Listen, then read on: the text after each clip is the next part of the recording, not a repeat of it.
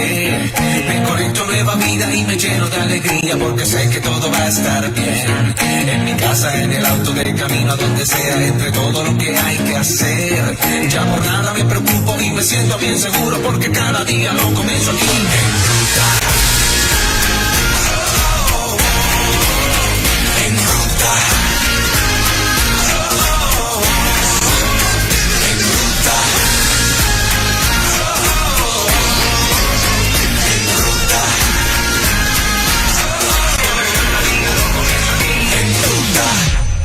9 de la mañana, muy buenos días, Puerto Rico, en ruta, Nueva Vida 97.7, Juan Carlos Moraima y Fernán, estamos acompañándote y ahora se nos une a esta hora como todos los miércoles, una sección muy esperada y nuestra querida amiga, la pastora Marlene Arroyo. Buenos días, pastora, ¿cómo estás? Buenos días, Fernán, Moraima, Juan Carlos, buenos días toda la audiencia preciosa que está en sintonía con nosotros en el reto de los teólogos. Eso es así, estamos listos para el reto de los teólogos una vez más. 3 preguntas. Muy difíciles, de hecho. Muy difíciles. Ella trata de contestarlas y ha hecho un esfuerzo tremendo, Marlene, durante todo este tiempo. Nosotros comemos Biblia durante toda la semana para hacerte el planteamiento que hacemos. Así que hoy tienes otro reto más. Muy bien, muy bien. Y comienzo contigo, Juan Carlos. ¿De verdad? Contigo voy a comenzar. Ok, yo le planteé a la pastora Marlene Arroyo 2 versos de la Escritura que están en Efesios capítulo 2. De hecho, es el verso 1 y 2. Aunque ese capítulo es hermoso, completo, dice Efesios 2, 1 y 2. Antes, ustedes estaban muertos a causa de su desobediencia y sus muchos pecados. Vivían en pecado igual que el resto de la gente, obedeciendo al diablo. Sí. El líder de los poderes del mundo invisible, quien es el espíritu que actúa presente en el corazón de los que se niegan a obedecer a Dios. La Escritura establece de manera clara, por lo que yo entiendo, Marlene, que ya Satanás no opera en mí porque Cristo me salvó, me alcanzó con su gracia y con su amor. Al yo aceptarlo, ya yo no estoy bajo el dominio de Satanás. Exacto. Pero el verso 2 me dice que ese mismo espíritu de Satanás es el que sigue actuando en los que no han aceptado a Cristo, que la Escritura le llama los hijos de desobediencia. Eso es así. Por lo que puedo decir entonces que todo el mundo que no ha aceptado a Cristo está totalmente bajo la influencia de Satanás. Vamos a explicarlo. Totalmente bajo su influencia. Totalmente. Y ellos, así como nosotros somos instrumentos de Dios, ahora salvos por Dios, la gente que no tiene a Cristo es un instrumento para cumplir los propósitos de Satanás. Exactamente. ¿Yo puedo concluir eso? Definitivamente. Vamos a explicarlo. Wow. Porque son versos fuertísimos. Aquí el apóstol Pablo le está escribiendo a los creyentes y les está haciendo un recordatorio. No se olviden que ustedes tienen vida nueva, que a través de Jesucristo ustedes tienen vida. Sin embargo, aunque los creyentes hoy estamos caminando con la vida eterna que Cristo nos proveyó en nosotros, dice el apóstol Pablo, no se olviden jamás que ustedes en el pasado estaban como está el mundo hoy. Estaban muertos en delitos y en pecados. Así que vamos a aclarar que hay diferentes tipos de vida, porque quizás, Juan Carlos, alguien inconverso que nos esté escuchando pueda decir, pero es que yo no entiendo porque yo estoy vivo, yo respiro, yo camino, yo estoy vivo. Hay diferentes tipos de vida. Mira, podemos hablar, por ejemplo, de vida vegetal, las plantas, la flora, de vida animal, la fauna. Podemos hablar de vida mental, de vida moral, de vida espiritual. Y en este sentido, una persona puede estar viva, puede respirar, pero en otro sentido, como es el sentido espiritual, puede estar completa y absolutamente muerto.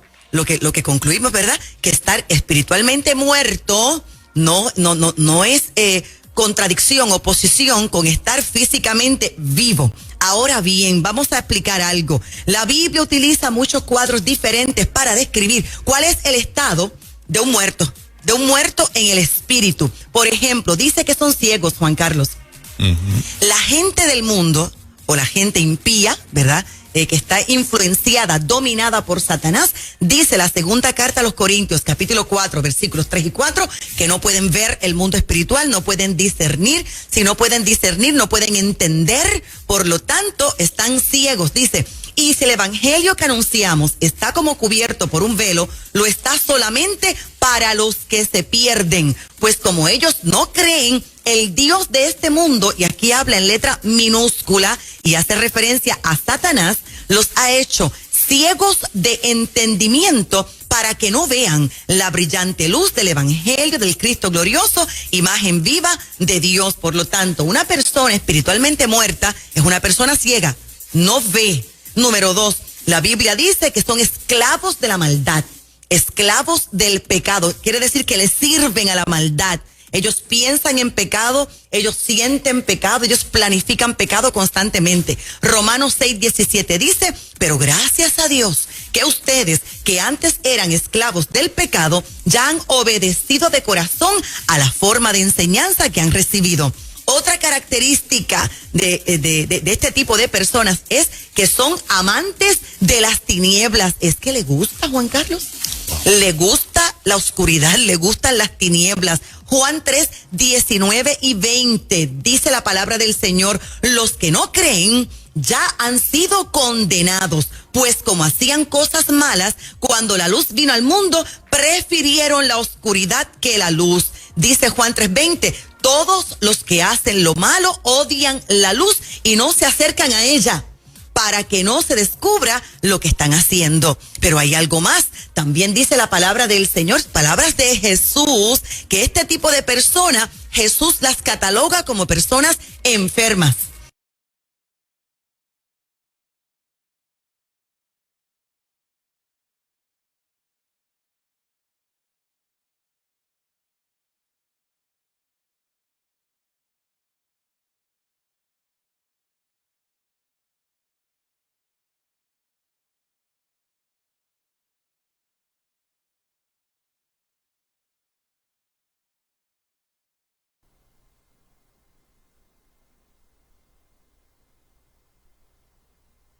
Descubrir que también la Biblia les llama perdidos.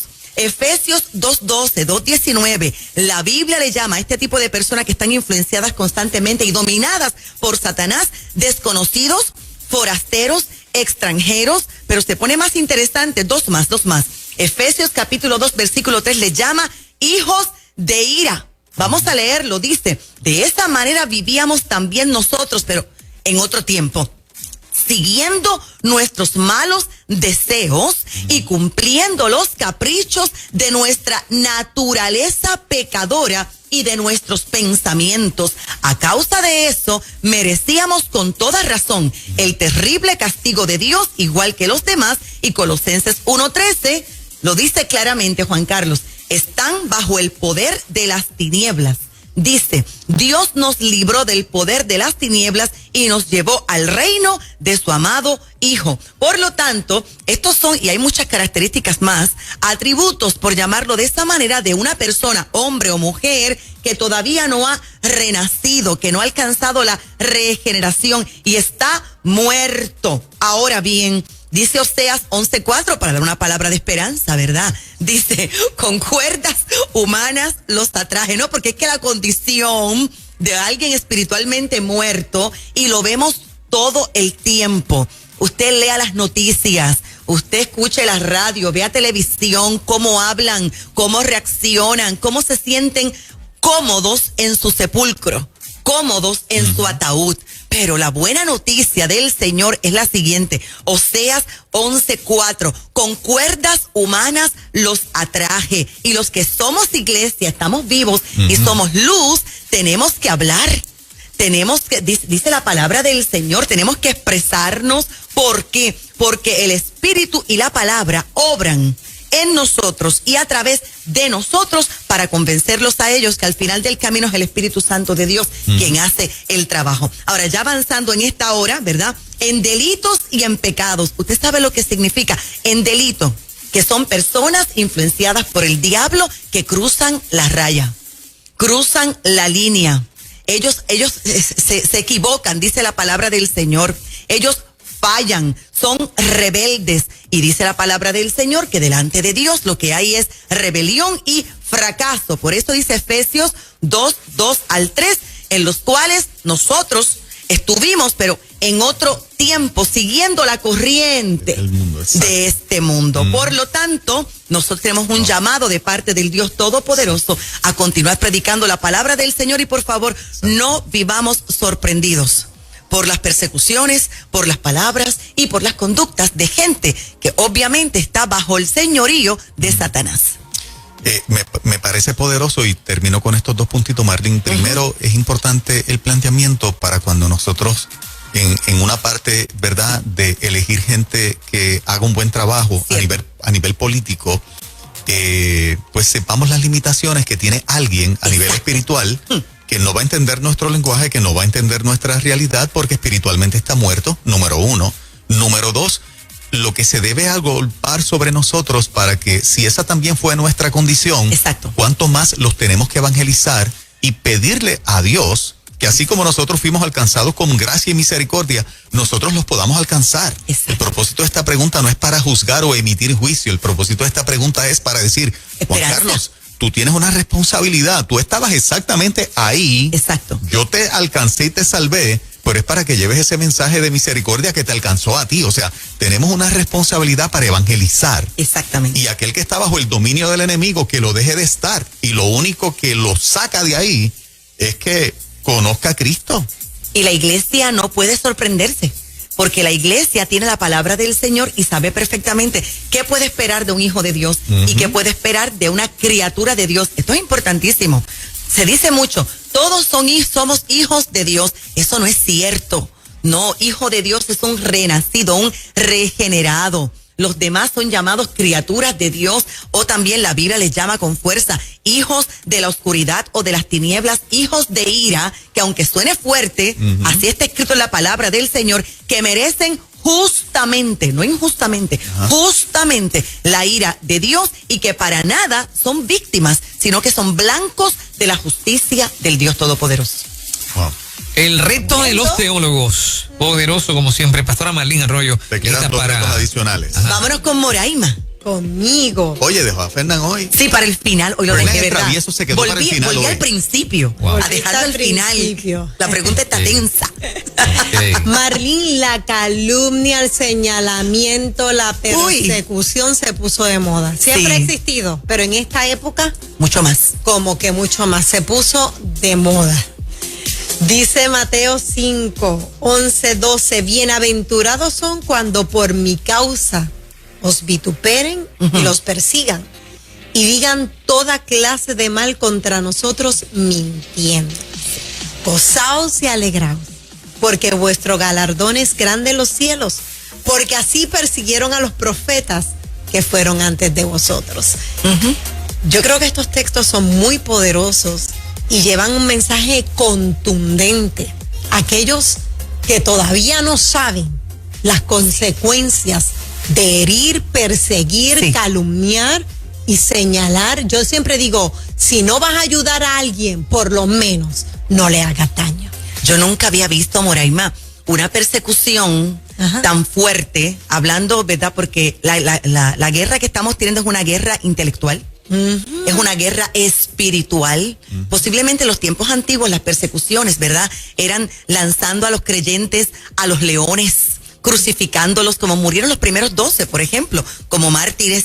Y todavía sabemos que esto está escrito en la Biblia y va a ocurrir. Y sigue ocurriendo en otros países. Pero aquí en Puerto Rico y en los Estados Unidos tenemos una guerra sin cuartel, Dios santo. Yo nunca había vivido algo como esto. Y yo lo confieso, ¿para qué negarlo? Me dio un frío en el estómago. Y es porque están en issue unos temas importantísimos como lo son perspectiva de género. No se entiende lo que es la equidad de género.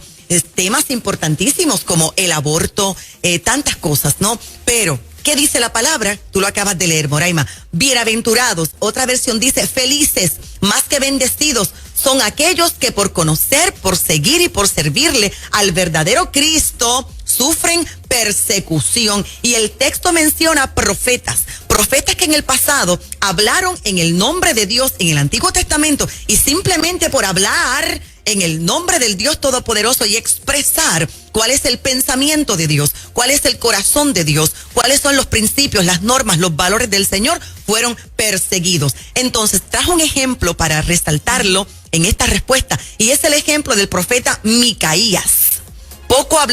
Poco se habla sobre Micaías, pero la Biblia dice que este hombre le sirvió al Señor en la época de mayor rebelión, mayor pecado, mayor iniquidad en Israel. Y él era detestado por el rey, pero también detestado por los líderes religiosos. Y nos encontramos con el profeta Micaías, que en ningún momento claudica, en ningún momento flaquea, sino que se le ve con una firmeza, rechazando toda propuesta de agradar al rey, rechazando toda propuesta de agradarle. En este tiempo podríamos decir a ciertos medios de comunicación. Y él dijo así: vive Jehová, que lo que Jehová me hablare, eso es lo que yo diré. Y por hablar en el nombre del Señor, Micaías estuvo preso y fue tratado como decimos, con el pan de la angustia, con el agua de la aflicción. Y él, como muchos otros, recibieron galardón de parte del cielo. Fueron felices, más que bendecidos, bienaventurados. En el Nuevo Testamento también nos vamos a encontrar con muchos casos de persecución a causa de Cristo. Por ejemplo, un poquito después del descenso del Espíritu Santo, que bautizó a 120 mientras celebraban la fiesta de Pentecostés, Dios mío, ellos comenzaron a testificar sobre Jesucristo. Decían: Jesucristo resucitó, y fueron perseguidos. ¿Por qué? Porque los querían silenciar. Yo quiero repetir esas palabras una vez más. Aquellos primeros 120 fueron perseguidos porque los querían silenciar. Entonces ellos decían: juzgad si es justo delante de Dios. Esto aparece en Hechos 4, 19, 20 y Hechos 5, 29 hasta el 42. Léalo de asignación. Si es justo delante de Dios obedecer a vosotros antes que a Dios, porque no podemos dejar de decir lo que hemos visto y oído. Por lo tanto, lo que ellos están diciendo es, Moraima, es necesario que nosotros obedezcamos a Dios antes que obedecer a los hombres. Y esto le costó azotes, y más adelante le costó la muerte por causa del testimonio del Señor. Pero aquí un detalle para finalizar mi respuesta muy importante, Moraima. La Biblia dice claramente: bienaventurados, felices, más que bendecidos, los que son perseguidos por causa de Jesucristo, por ser creyentes. No pueden ser más que bendecidos, no pueden ser bienaventurados aquellos que sufren persecución porque se identifican con Cristo, pero que en su vida cotidiana no demuestran el fruto del Espíritu. Porque la Biblia dice: ¿por qué me llamas Señor, Señor, si tú no vas a hacer lo que yo te digo? Por otro lado, tampoco los podemos entrar en la categoría de bienaventurados, felices, bendecidos, aquellos que sufren persecución por la causa de creer en Cristo, pero que es un Cristo diferente. Esto es importante decirlo. Es como si fuera un Cristo distinto, como si fuera una palabra de Dios distinta, una interpretación de las Sagradas Escrituras distinta. Y Jesús habló de esto. Jesús dijo que vendrían falsos cristos, y también la palabra del Señor dice que Satanás se viste de ángel de luz. ¿Por qué mencionó esto? Porque hay personas que tienen una habilidad para expresarse, para hablar con un vocabulario de altura y hacerle creer a la gente que sus causas son justas y agradables delante del Señor, y se aleja totalmente de lo que dice la Sagrada Escritura. Y finalmente, tampoco pueden ser bendecidos, felices, bienaventurados aquellos que, llamándose cristianos, sufren persecución, pero luego, para evitar la persecución, y le voy a llamar en esta hora por temor, miedo, por cobardía, viran atrás y deciden no expresarse.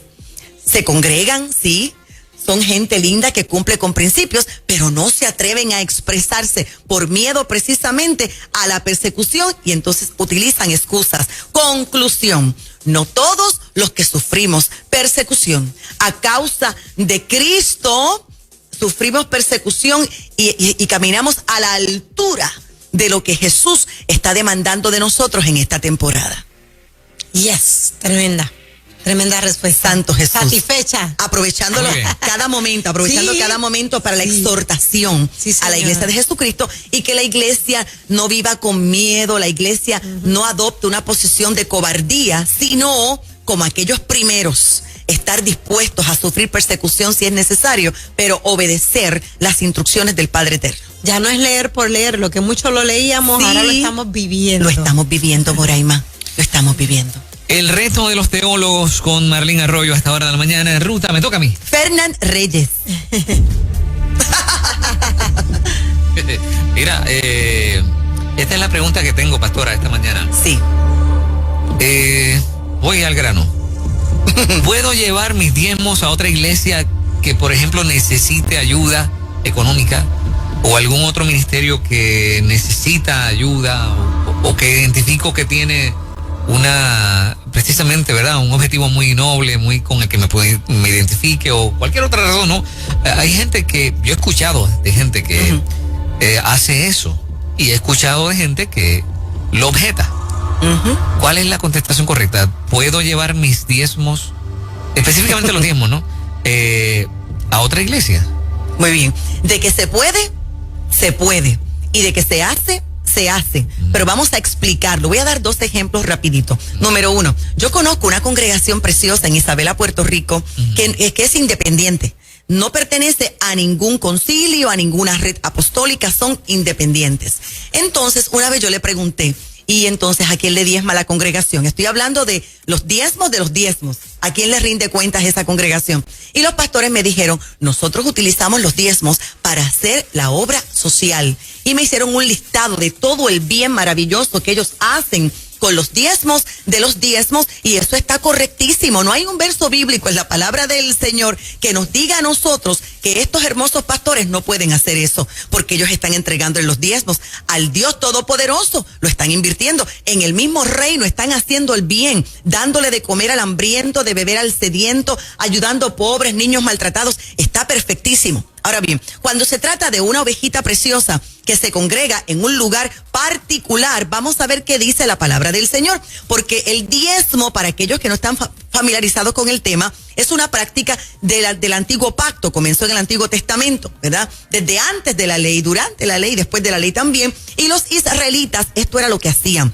Ellos tomaban el 10%, la 10ª parte de todo. No era de dinero, pero 10ª parte de las cosechas, de los ajos, de las cebollas, etcétera. Se colocaban en una canasta y se presentaban delante del Dios del cielo. Esto no se hacía en silencio, sino que ellos declaraban una palabra de bendición al mismo tiempo que entregaban esos diezmos. Por ejemplo, Deuteronomio capítulo 26, versos 2 al 3. Hoy declaro ante el Señor tu Dios que he entrado en la tierra que el Señor juró dar a nuestros padres, y esta era referencia a la tierra prometida donde fluía, dice la Biblia, leche y miel. Y bajo el nuevo pacto, dicho de otra manera, también nosotros estamos viviendo en una tierra nueva. Colosenses capítulo 1, versículo 13 dice que nosotros ya fuimos rescatados del reino de las tinieblas, aleluya, y fuimos trasladados al reino del Hijo de Dios. Así que estamos en tierra nueva, como creyentes en el reino de Dios, y hemos entrado a nuestra herencia en Cristo con todos los derechos y con todos los privilegios. Ahora bien, ¿quién es el sumo sacerdote en el nuevo pacto? Jesucristo. Y cuando diezmamos, que en mi caso personal, yo soy diezmadora fiel y leal, yo le entrego al Padre de todo lo que Él me da, Fernan, el 20%. Y en el nuevo pacto le presentamos nuestros diezmos, nuestras ofrendas a Jesús, y nosotros confesamos también que fuimos rescatados de Satanás y fuimos trasladados al reino de la luz, y nos regocijamos y recordamos y damos gracias por todo lo bueno. Ahora, Jesús no se lleva los diezmos para el tercer cielo.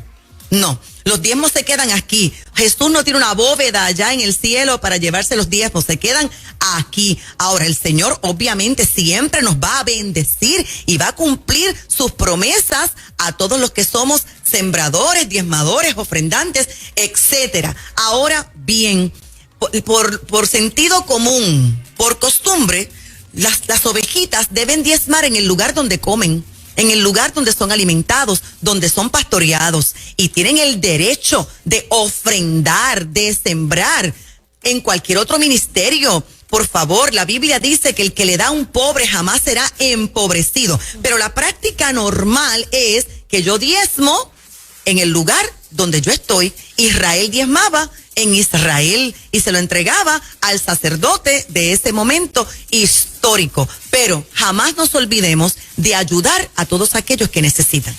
Excelente. Eso es. Excelente, sí. Así es que... Estás pensando. No, lo que pasa es que... Tírala. No, es que hay mucha gente que tiene distintos, ¿verdad? Pensamientos, claro. Sí, Ujú. y era buena Sí. la aclaración. La aclaración y explicar también lo que es diezmo. Antiguo pacto, nuevo pacto, porque también hay gente que dice, pero ¿por qué tengo que diezmar? Yo doy lo que yo quiero. Y es que el número 10 significa redención. Y como el sacrificio de Jesús no dejó ninguna parte fuera, el sistema financiero también fue redimido. Él hizo provisión para eso. Cuando yo diezmo, si yo tengo $100 y yo entrego 10, pues entonces la palabra del Señor me garantiza que yo voy a ser más productiva con un 90% redimido que con un 100% sin redención. Wow. Y hay bendición y hay prosperidad para todo el que da. Amén. Ahí está. Tremendo reto de los teólogos. Un contenido extraordinario que también puede ir a buscar a las redes sociales, lo que nos escuchan a través del 97.7, para que lo comparta con los suyos. Claro que sí. ¿Qué está pasando, Pastora Marlene Arroyo, en estos días, su ministerio? Estamos allí en Ponce, Puerto Rico, todos los domingos. 2 cultos, 9:30 de la mañana y 2 de la tarde. Los miércoles, como esta noche a las 7:30, estamos profundizando en las Sagradas Escrituras. Viernes están nuestros jóvenes allí a las 7 de la noche, contentísima con los jóvenes que están en crecimiento, están en avanzada. Para más información, 787-644-2544. Suscríbete a mi canal de YouTube, Marlene Arroyo, para que continúes escuchando enseñanzas, y a nuestro podcast, Marlene Arroyo, 644-2544. Gracias, Pastora Marlene Gracias a Arroyo. ustedes. Gracias. En Ruta Nueva Vida, buenos días.